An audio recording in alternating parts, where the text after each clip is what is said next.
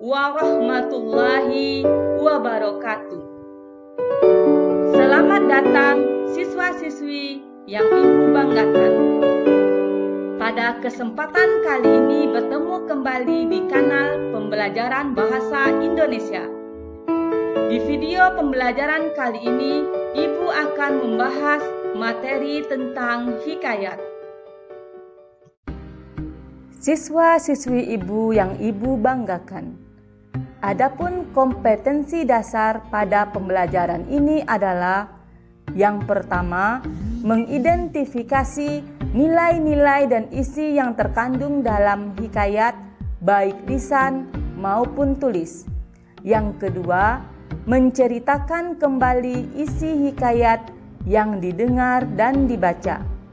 Selanjutnya, indikator pencapaian kompetensi.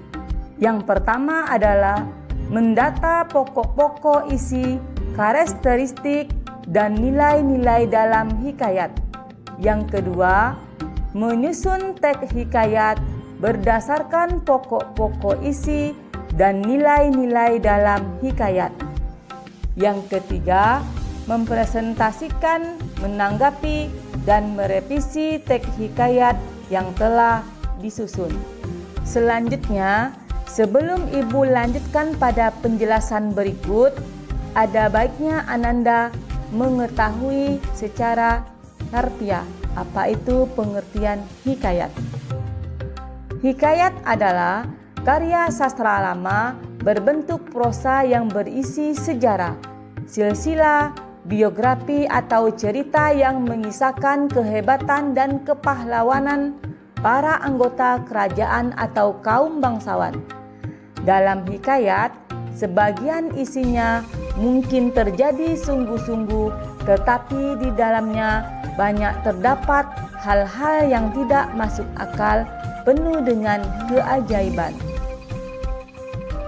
Siswa-siswi Ibu yang berbahagia, adapun fungsi hikayat adalah yang pertama sebagai media pendidikan, yang kedua sebagai pelipu lara atau hiburan, yang ketiga pengajaran moral, dan yang keempat pembangkit semangat juang.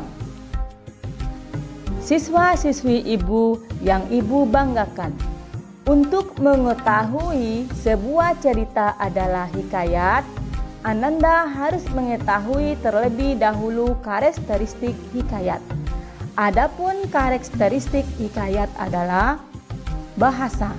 Bahasa yang digunakan adalah Arab Melayu, Melayu tradisional, dan daerah.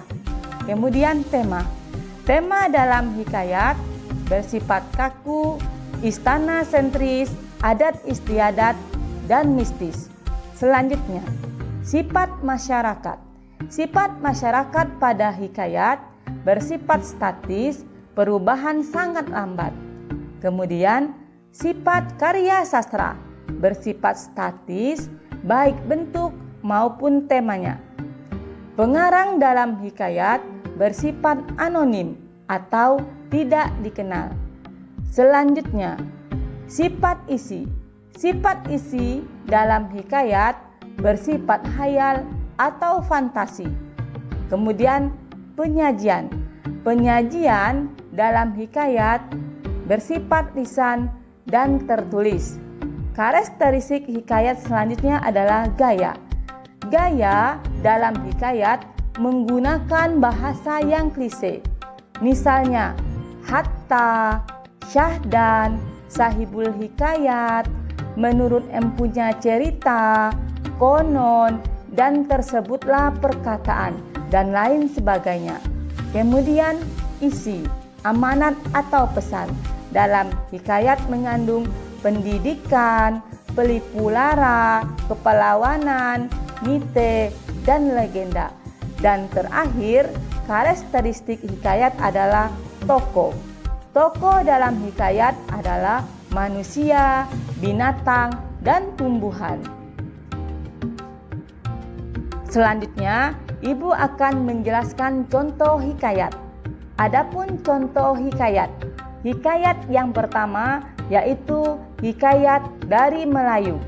Judul hikayat tersebut adalah Hikayat Hang Tua, Hikayat Si Miskin, dan Hikayat Malin Deman.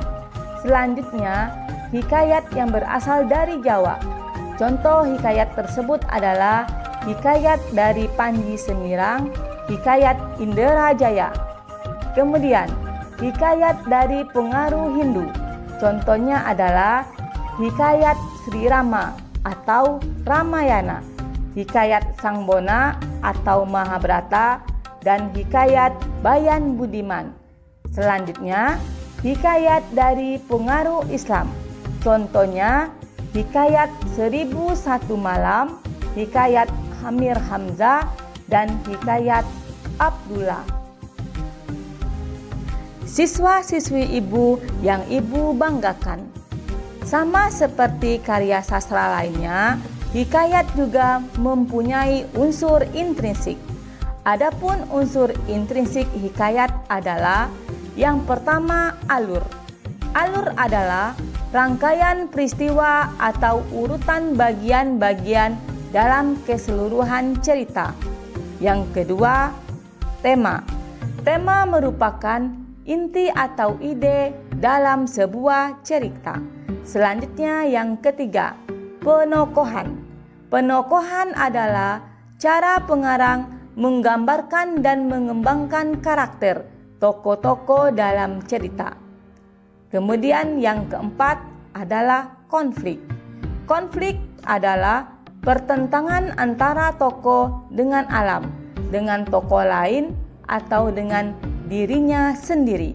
Selanjutnya, unsur intrinsik yang kelima adalah latar.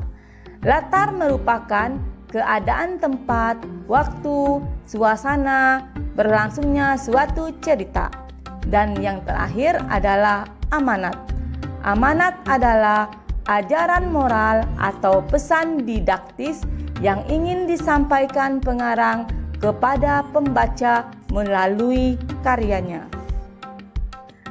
Sedangkan unsur ekstrinsik hikayat adalah yang pertama, situasi ketika hikayat tersebut dibuat atau latar belakang pengarang. Yang kedua, latar belakang sosial budaya masyarakat. Dan yang ketiga, nilai-nilai kehidupan. Pada unsur ekstrinsik ini, kita akan membahas fokus pada nilai-nilai kehidupan. Siswa-siswi ibu yang berbahagia, adapun nilai-nilai dalam hikayat adalah yang pertama, nilai moral. Nilai moral adalah hal-hal yang berkaitan dengan etika, akhlak, budi pekerti, atau perbuatan baik buruk yang tergambar dalam tingkah laku tokoh, biasanya tentang kejujuran, tanggung jawab, kasih sayang, atau pengkhianatan. Nilai yang kedua adalah nilai sosial. Nilai sosial yaitu hal-hal yang berkaitan dengan hubungan bermasyarakat seperti saling menolong dan rasa simpati. Yang ketiga yaitu nilai agama. Nilai agama adalah hal-hal yang berkaitan dengan keyakinan ketuhanan, kepribadatan, atau hubungan antara manusia dengan Tuhannya. Yang keempat, nilai budaya. Nilai budaya adalah hal-hal yang berkaitan dengan adat atau kebiasaan masyarakat tertentu, seperti adat perjodohan, upacara, atau ritual adat. Dan yang kelima adalah nilai pendidikan. Nilai pendidikan adalah hal-hal yang berkaitan dengan proses pengubahan sikap dan perilaku seseorang dalam mendewasakan manusia melalui upaya pengajaran dan pelatihan. Itulah 5 nilai yang terdapat dalam hikayat. Nah, siswa-siswi ibu yang ibu banggakan, sekarang kita akan menyaksikan sebuah contoh hikayat dengan judul Si Miskin yang Tamak. Mari kita saksikan.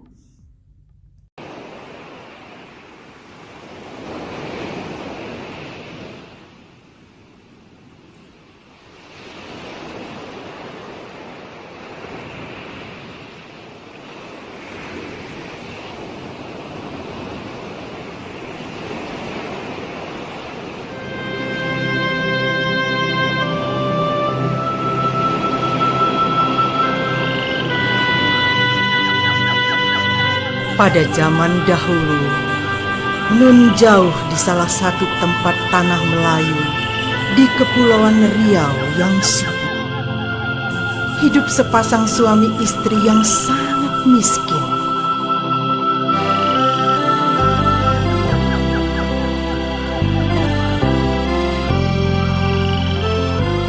Mereka hidup sangat kekurangan karena penghasilan mereka sebagai nelayan tidak mencukupi.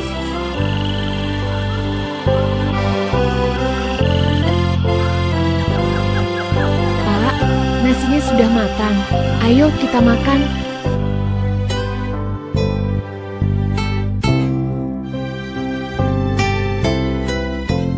Ini persediaan kita terakhir. Beras sudah habis, Pak.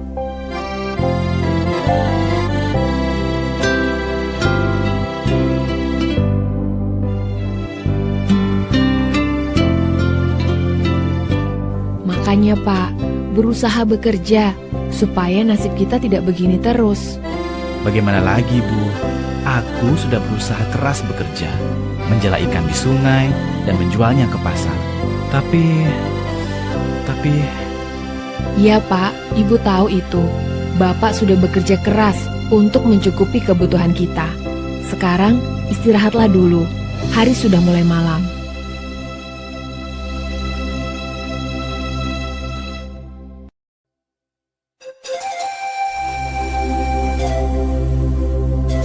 Demikianlah kehidupan keluarga nelayan tersebut dari hari ke hari serba kekurangan. Saking miskinnya, makan pun mereka tak tercukupi. Tapi malam ini sesuatu terjadi.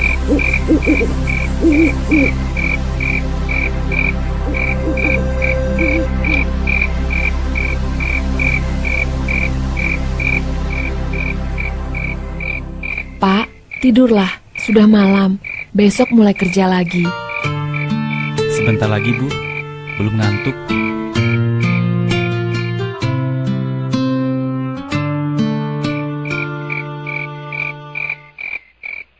Hari sudah mulai gelap, tapi Pak Nelayan belum bisa memejamkan matanya, walaupun dia sangat kelelahan.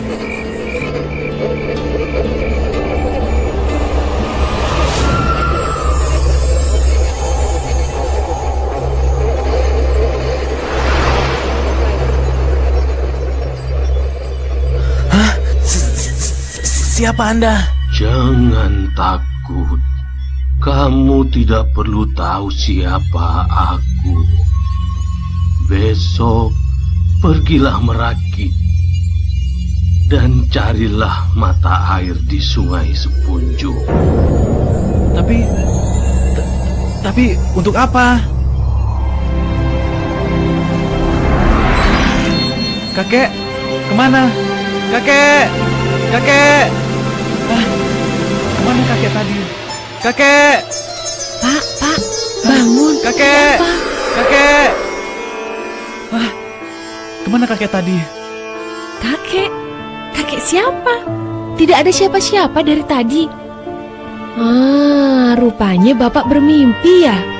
Tidak, Bu. Kakek itu begitu nyata di depanku, menyuruhku untuk merakit di Sungai Sepunjung. Sudahlah Pak, itu hanya sebuah mimpi. Bapak terlalu capek dan banyak berpikir. Sekarang tidur Pak, sudah menjelang pagi. Kakek meminta aku merakit mencari mata air di Sungai Sepunjung. Ada apa ini? Apakah ini nyata atau hanya mimpi? Tapi, baiklah, tidak ada salahnya mengikuti saran kakek. Besok pagi, aku akan merakit ke Sungai Sepunjung.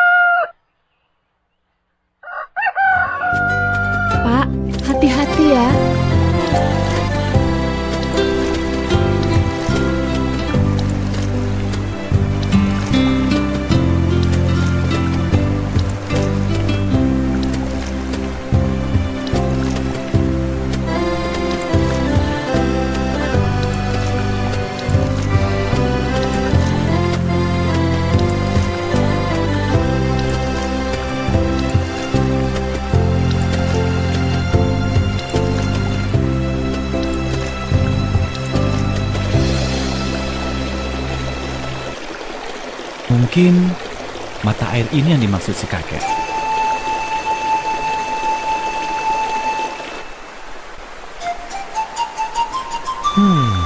Tidak ada siapa-siapa. Kakek juga tidak ada. Hah? Apa ini? Seutas tali. Tali apa ini ya?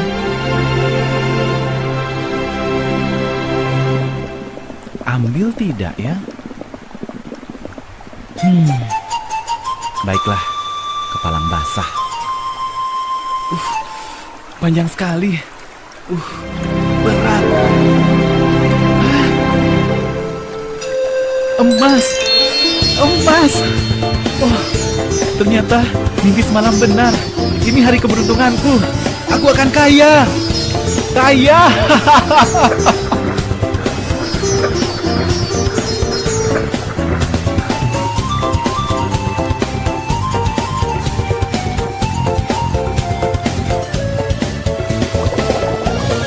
Tanggung. Sedikit lagi. Aku akan kaya. Kaya.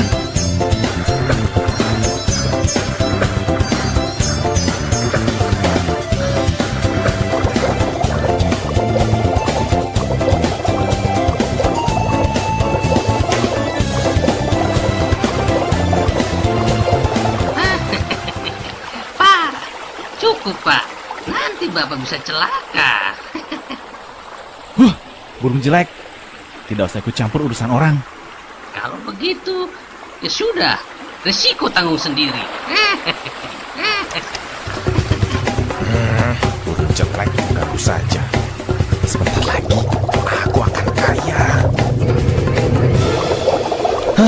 Bagaimana ini? Aku tenggelam. Tolong. Tolong. Tolong.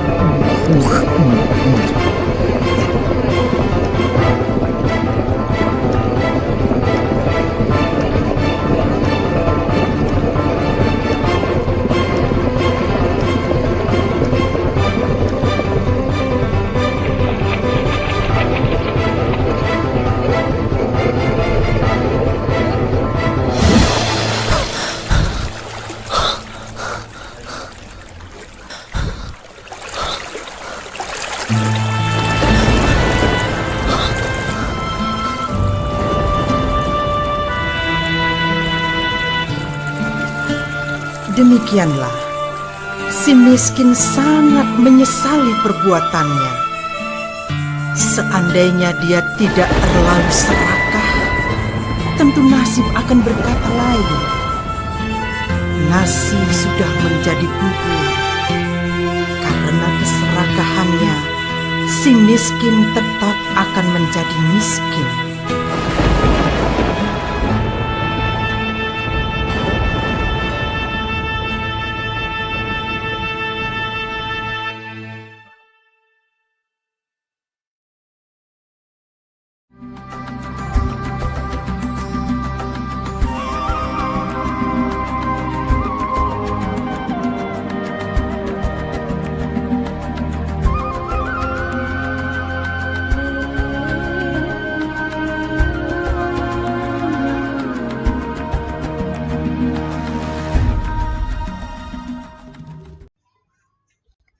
Bagaimana siswa-siswi yang Ibu banggakan?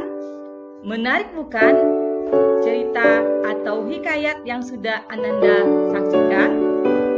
Nah, untuk selanjutnya kita akan menganalisis unsur intrinsik dan ekstrinsik pada hikayat si miskin yang tamak yang sudah Ananda saksikan. Siswa-siswi Ibu yang Ibu banggakan. Analisis unsur intrinsik dari hikayat si miskin yang tamak adalah: yang pertama, tema. Tema tamak harta. Yang kedua, alur. Alur yang digunakan adalah alur maju. Yang ketiga, tokoh atau penokohan. Tokohnya adalah Pak Miskin yang bersifat tidak sabar, tamak atau serakah, dan keras kepala. Kemudian tokoh yang kedua yaitu istri Pak Miskin, bersifat sabar, baik hati, dan penyayang. Tokoh yang keempat adalah kakek. Kakek mempunyai sifat bijaksana. Dan kelima adalah burung beo. Burung beo mempunyai sifat yang perhatian. Selanjutnya yang keempat, latar. Latar yang digunakan dibagi menjadi 3. Latar tempat yaitu gubuk, hutan, sungai Cikunjung. Latar waktu yaitu pagi hari, siang hari, dan malam hari.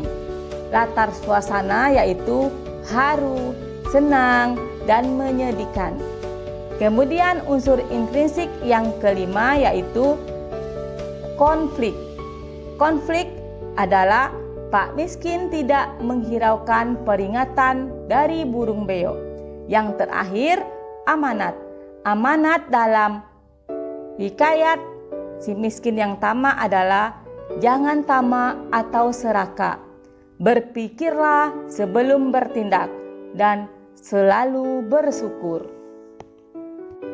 Selanjutnya, analisis unsur ekstrinsik pada hikayat ini adalah yang pertama, nilai moral, yaitu perbuatan Pak Miskin yang tamak atau keras kepala tidak mau mendengarkan peringatan atau pesan dari burung beo.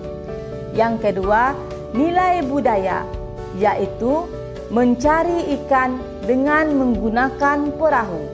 Yang ketiga, nilai agama, yaitu Pak Miskin yang mempercayai mimpinya. Dan yang keempat, nilai pendidikan, yaitu akibat serakah akhirnya Pak Miskin tetap hidup miskin seumur hidupnya. Siswa-siswi ibu yang ibu banggakan, demikianlah pembelajaran kita kali ini. Terima kasih telah menonton video ini. Semoga pembelajaran hari ini bermanfaat. Selalu semangat, jangan lupa bahagia. Ibu akhiri, wassalamualaikum warahmatullahi